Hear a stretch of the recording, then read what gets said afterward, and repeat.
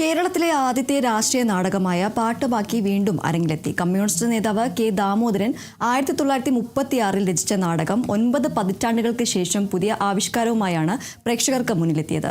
Thrissur ഞമനേങ്ങോട് theatre വില്ലേജിന്റെ 50ാമത് നാടകമായാണ് പാട്ടുബാക്കി പുനരാവിഷ്കരിച്ചത്.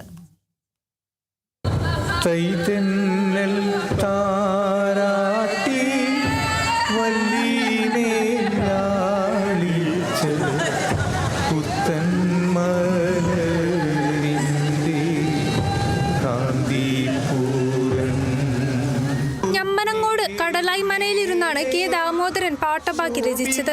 കമ്മ്യൂണിസ്റ്റ് പ്രത്യയശാസ്ത്രത്തിന് കേരള മണ്ണിൽ വേരുറപ്പിക്കാൻ കരുത്തു പകർന്ന നാടകമായാണ് പാട്ടുബാക്കി അറിയപ്പെടുന്നത്.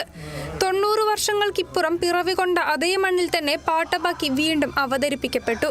ഗുരുവായൂർ ടൗൺ ഹാളിൽ നടന്ന അവതരണത്തിൽ സിനിമ സീരിയൽ താരങ്ങളും പ്രദേശവാസികളുമടക്കം 40-ലധികം കലാകാരന്മാരാണ് വേഷമിട്ടത്.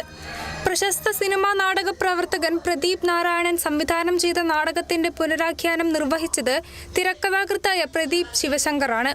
പഴയ ഇതിവൃത്തത്തിൽ പുതിയ കാലത്തിന്റെ മാറ്റങ്ങൾ കൂടി ഉൾപ്പെടുത്തിയാണ് നാടകം അവതരിപ്പിച്ചത്. നാടകം രചിക്കപ്പെട്ട കാലത്ത് ഞമ്മനങ്ങോട് പ്രദേശത്തെ സാമൂഹിക മാറ്റങ്ങൾക്ക് നേതൃത്വം നൽകിയ EMS സുബ്രഹ്മണ്യൻ തിരുമുമ്പ്, KC അപ്പുക്കുട്ടൻ, പൊതുപ്രവർത്തകൻ EUT എന്നിവരും പുതിയ രചനയിൽ കഥാപാത്രങ്ങളായി വേദിയിലെത്തി.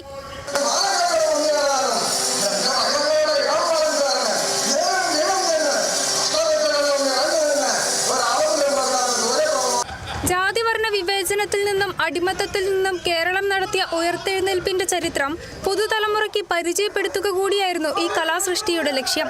കേരള സംഗീത നാടക അക്കാദമിയുടെ പുരസ്കാരങ്ങൾ നേടിയിട്ടുള്ള ഞമ്മനങ്ങോട് തിയേറ്റർ വില്ലേജിന്റെ 50ാമത് നാടകമായാണ് പാട്ടുബാക്കി അരങ്ങിലെത്തിയത്. Kerala vision news, Thrissur.